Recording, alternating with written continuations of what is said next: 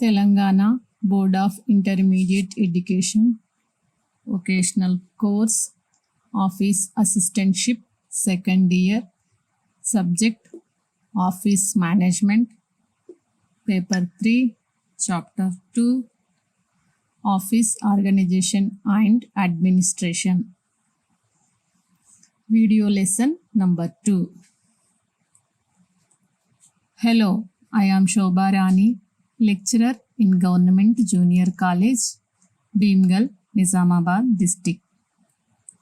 Today I am going to tell Office Organization and Administration, కార్యాలయ వ్యవస్థ మరియు పరిపాలన. ఇంతకుముందు వీడియో లెసన్ నంబర్ 1లో మనము కార్యాలయ వ్యవస్థ గురించి తెలుసుకున్నాము. కార్యాలయ వ్యవస్థలో వ్యవస్థీకరణ యొక్క ప్రాముఖ్యత, వ్యవస్థీకరణ రకాలు, వ్యవస్థీకరణ యొక్క లక్షణాలు, వ్యవస్థీకరణ ఏర్పాటులో దశలను గురించి తెలుసుకున్నాము. వ్యవస్థీకరణ అంటే నిర్దిష్ట లక్ష్యములను సమర్థవంతంగా సాధించుటకు గాను వివిధ వ్యక్తుల పనిని ఏకీకృతం చేయుటకు సంబంధించిన చర్యల సముదాయాన్ని వ్యవస్థీకరణ అన్నాము. ఇప్పుడు ఇవాళ మనం చెప్పబోయే టాపిక్ ఏమిటి అంటే వ్యవస్థీకరణ సూత్రాల గురించి. Principles of organisation. వ్యవస్థీకరణ సూత్రాలు, నియమాలు అని కూడా అంటారు. నియమాలు అనవచ్చు, సూత్రాలు అని కూడా అనవచ్చు. కార్యనిర్వహణ విధానాన్ని హేతుబద్ధంగా ఏర్పాటు చేసి దానిని జయప్రదం చెయ్యడానికి సౌకర్యాలను సమకూరుస్తాడు. ఎవరు? కార్యాలయ అధికారి. కార్యాలయ అధికారి వ్యవస్థ నిర్మాణాన్ని ప్రణాళిక ప్రకారం రూపొందించాలి అంటే వ్యవస్థీకరణ సూత్రాలను మార్గదర్శక సూత్రాలుగా ఆచరించవలసిన అవసరం ఉంది. Principles of organization. There are certain principles which have more or less universal application and which have more or less organization and office. The task of the office manager is planning organization becomes easier if he takes into coordination the following general principles of organizations. లక్ష్యాల సూత్రం. సంస్థ లక్ష్యాలు స్పష్టంగా నిర్వచించాలి. సంస్థ లక్ష్యాలను అనగా ధ్యేయాలు అన్న లక్ష్యాలు అన్న ఒకటే. సంస్థ ధ్యేయాలను స్పష్టంగా నిర్వచించి వ్యవస్థ నిర్మాణాన్ని లక్ష్యాలతో అనుసంధానించాలి. అంటే లక్ష్యాలను చేరుకుంటున్నావా లేదా అన్నది చూసుకోవాలి. వ్యక్తుల కృషి ధ్యేయ సాధనకు దోహదపడే విధంగా వ్యవస్థను రూపొందించాలి. ఆ వ్యవస్థలో పనిచేసే వ్యక్తులందరూ ఆ లక్ష్యాల దిశ వైపు పనిచేసే విధంగా వ్యక్తుల కృషి ధ్యేయ సాధనకు దోహదపడే విధంగా వ్యవస్థను రూపొందించాల్సి ఉంటుంది. Principles of objective. The objective of an enterprise should be clearly laid down. Within the enterprise, there should be unity and uniformity in the policies and objectives of different departments so that every part of the organization, including the office. అంతర్గత విధుల సూత్రం. వివిధ విభాగాలకు చెందిన కార్యకలాపాలను స్పష్టంగా గుర్తించాలి. అంటే కార్యకలాపాలు అంటే ఉత్పత్తి విభాగం, ఫైనాన్స్ అంటే విత్తం అంటారు, ఫైనాన్స్ విభాగం, అమ్మకాల విభాగం, మార్కెటింగ్, సిబ్బంది మొదలగు వివిధ విభాగాలకు చెందిన కార్యకలాపాలను స్పష్టంగా గుర్తించాలి. Principles of interrelated function. Organizations no longer have mutually exclusive function but rather integrated functions. The functional area, for example, sales, production, finance, marketing, and personnel are interrelated. నిర్వచన సూత్రం. ప్రతి అధికారి యొక్క అధికారం, బాధ్యతలు స్పష్టంగాను లిఖితపూర్వకంగాను ఉండాలి. అంటే ఈ సూత్రం ప్రకారం సంస్థలో ప్రతి అధికారి యొక్క అధికారం, బాధ్యతలను స్పష్టంగా రాతపూర్వకంగా ఉండాలి అన్నమాట. కనిపించే విధంగా రాతపూర్వకంగా, లిఖితపూర్వకంగా నిర్వహించాలి. Principle of definition. Organization structures should be clear and defined in writing. The duties, responsibilities, authority, and relations of everyone in the organizational structure should be clearly and completely defined, preferably in writing. పనిని గుర్తించు సూత్రం. విభాగాలను, వాటిని నిర్వహించవలసిన సిబ్బందిని నిర్ణయించవలెను. అంటే వివిధ విభాగాలకు నిర్వహించవలసిన సిబ్బందిని నిర్ణయించాల్సిన బాధ్యత నిర్వహణ అధికారికి ఉంటుంది, ఆ కార్యాలయం యొక్క అధికారికి ఉంటుంది. కార్యకలాపాలను గుర్తించిన తర్వాత వాటిని సారూప్యతలను సాధారణ ధ్యేయాలతో విధులను బట్టి వర్గీకరించాలి. Principle of work assignment. Work assignment individual should be taken into consideration. The work assignment for each individual in the organization should be taken into consideration. The special strength and talents of the individual. This means that an individual should be given an assignment commensurate with his or her ability and interests. అధికార బాధ్యత సూత్రం. అధికారాలను, బాధ్యతలను స్పష్టంగా నిర్వహించాలి. అనగా ప్రతి నిర్వాహకునికి, పర్యవేక్షకునికి అధికారాలను, బాధ్యతలను స్పష్టంగా నిర్వచించవలెను. బాధ్యతకు సరిపడు అధికారం ఇవ్వాలి. అంటే అధికారం ఇచ్చి బాధ్యతకు సరిపడు అధికారం కూడా ఇవ్వాలి. బాధ్యతను మాత్రమే ఇవ్వకుండా బాధ్యతకు సరిపడు అధికారం కూడా ఉండాలి. Responsibility, ultimate responsibility. Principle of ultimate responsibility. The responsibility of higher authority for the acts of his subordinate is absolute. That responsibility to his worker to do given job. The responsibility of higher authority for the act of his subordinate is absolute. That responsibility to his worker to do a given job and the worker commits a mistake, the supervisor is the one accountable to his superiors. He cannot escape responsibilities by saying that the mistake was committed by a particular worker. ఇవి కాకుండా ఇంకా కొన్ని మార్గదర్శక సూత్రాలు ఉన్నాయి. Apart from these,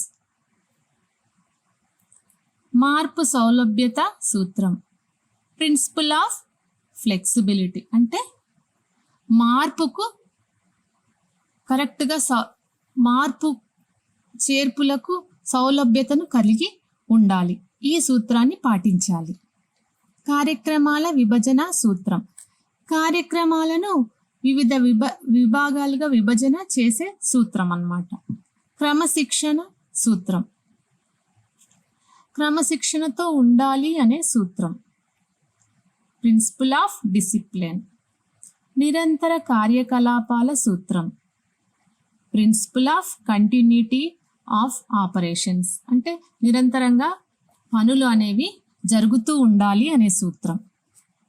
ఉద్యోగి పాల్గొనే సూత్రం, ప్రిన్సిపల్ ఆఫ్ ఎంప్లాయీ పార్టిసిపేషన్ అంటే ఉద్యోగి ఆ పనిలో పాల్గొనే విధంగా ఉండాలి అనేది.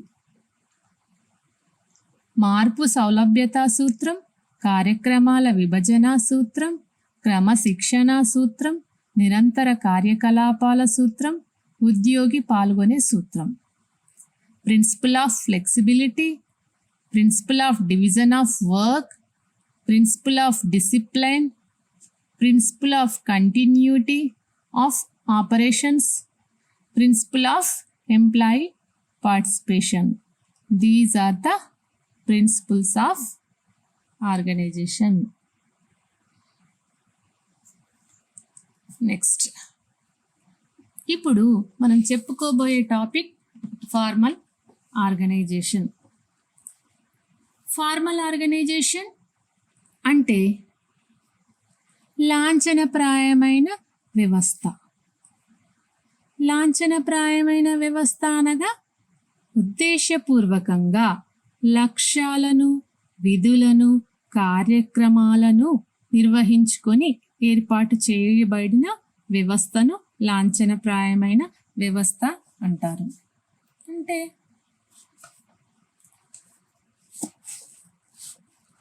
లాంఛనప్రాయమైన వ్యవస్థ నియమ నిబంధనలలోని మాన్యువల్స్లో వర్ణించబడిన విధంగా చార్టుల ద్వారా చూపిస్తారు. లక్ష్యాలను, విధులను, కార్యక్రమాలను నిర్వహించుకొని ఏర్పాటు చేయబడింది కాబట్టి ముందుగానే ఏమి చేయాలి, ఎలా చేయాలి అనేది విధులను, కార్యక్రమాలను నిర్వహించుకుంది కాబట్టి నియమ నిబంధనలలో ఏముంటుంది, మాన్యువల్స్లో వర్ణించబడిన విధంగా చార్టుల ద్వారా చూపిస్తారు. Formal organization. Formal organization is one in which position, responsibility, authority and accountability at each level is clearly defined. A formal organization is systematically planned and is based on the principle of the delegation of authority and the principle of responsibilities. It makes use of organization charts and attempts to maintain a balance among the various types of work to be done, each being given the importance that its true value deserves.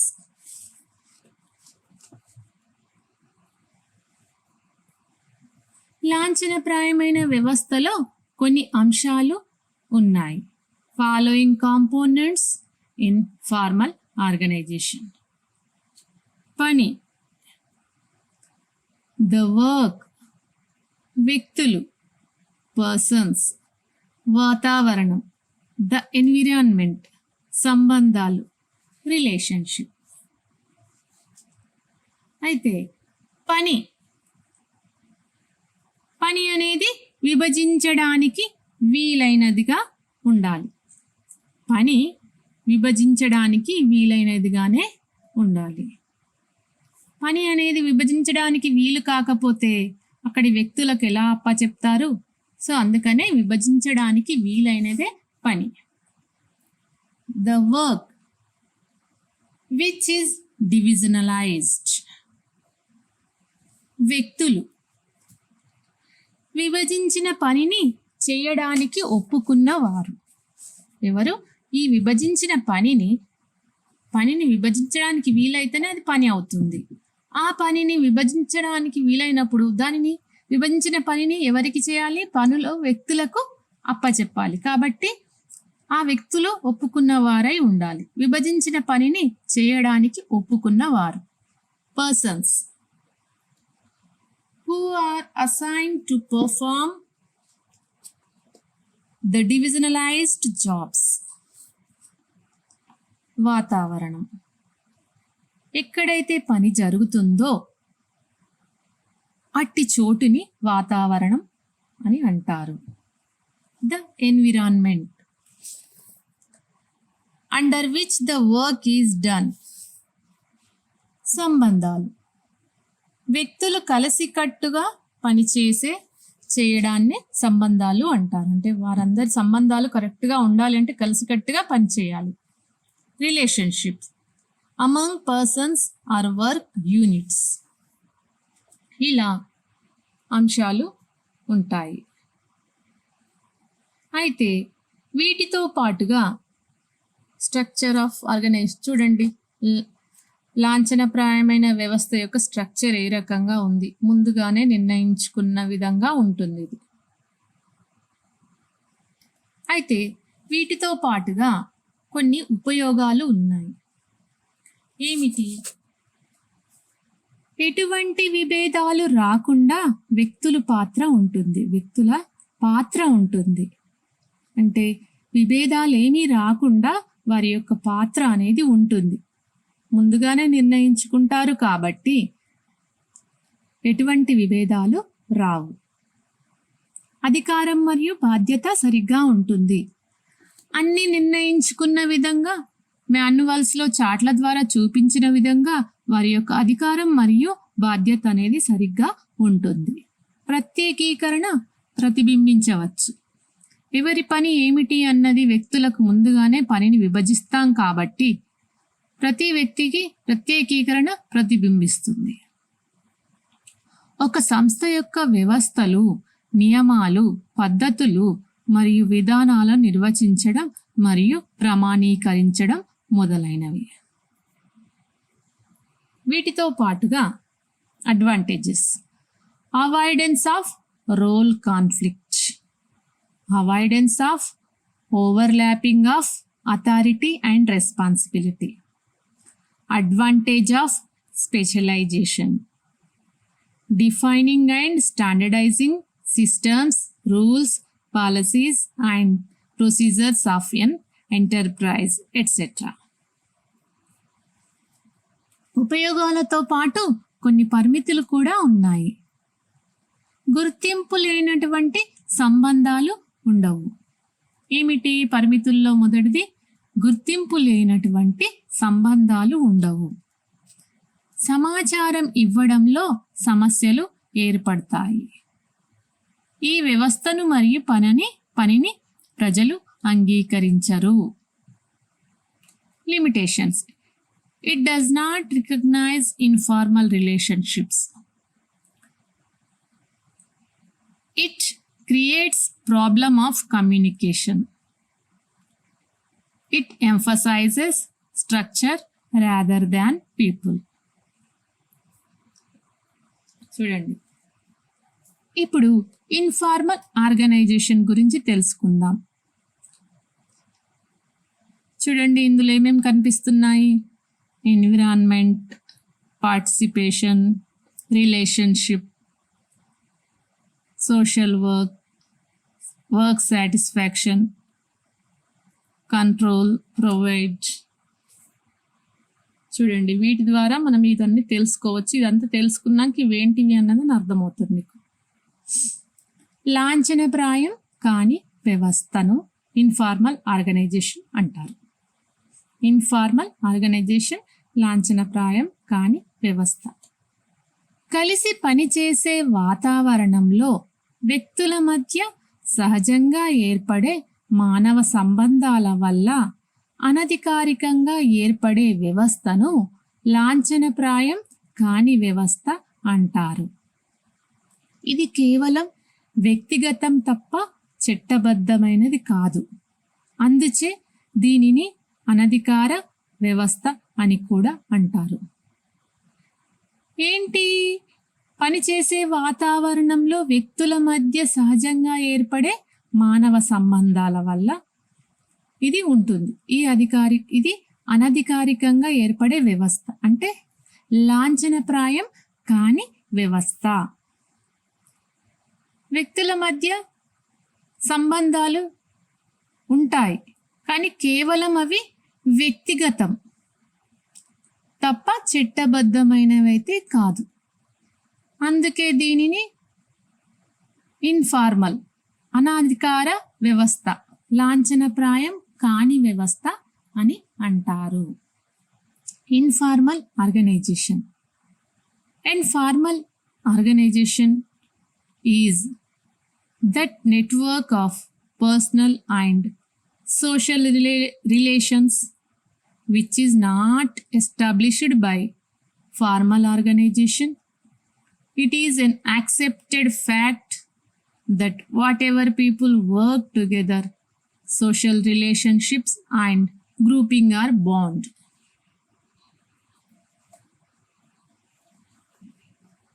దీనివల్ల ఉపయోగాలు. లాంఛనప్రాయం కాని వ్యవస్థ వల్ల ఉపయోగాలు: సమాచారాన్ని అందించడానికి మార్గంగా ఉపయోగపడుతుంది.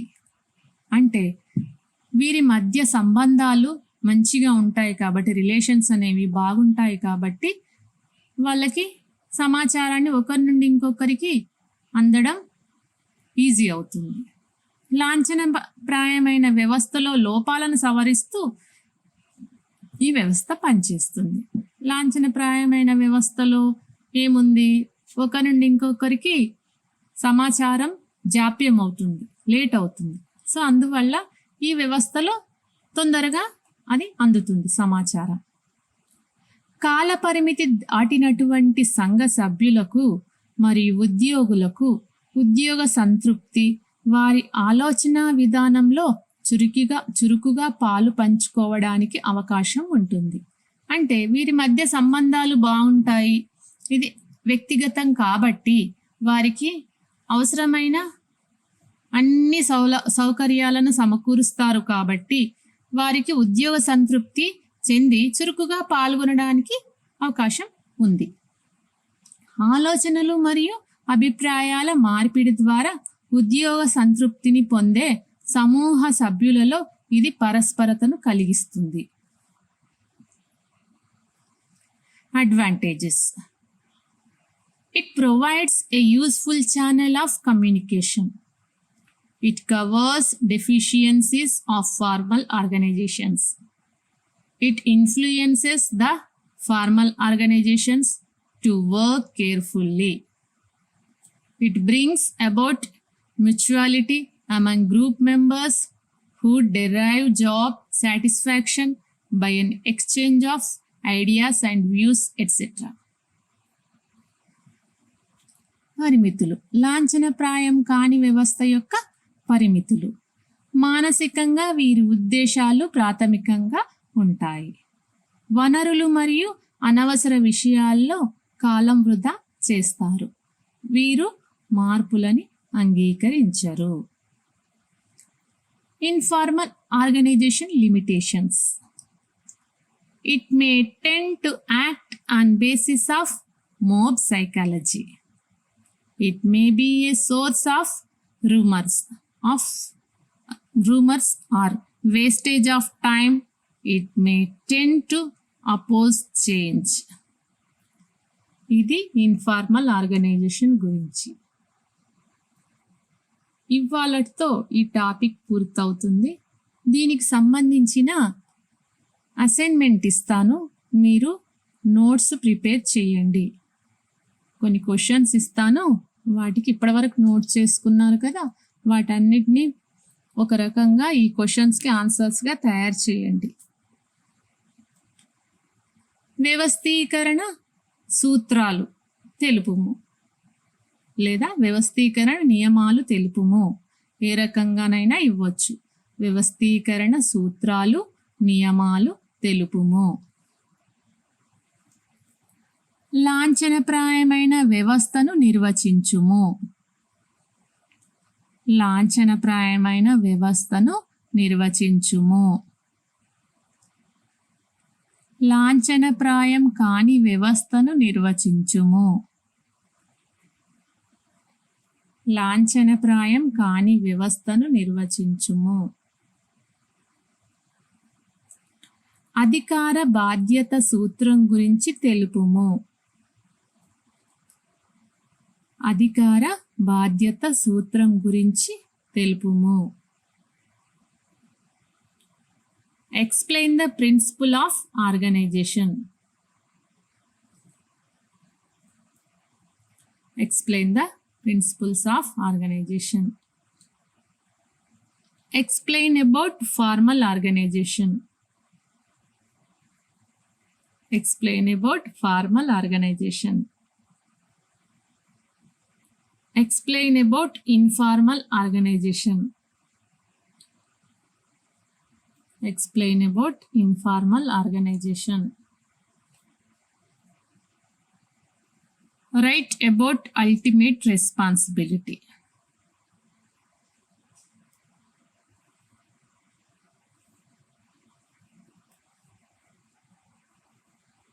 ఇది ఇవాల్టి వీడియో లెసన్ నంబర్ 2 యొక్క assignment. Next video lesson number 3లో మనము పరిపాలన గురించి చర్చించుకుందాము.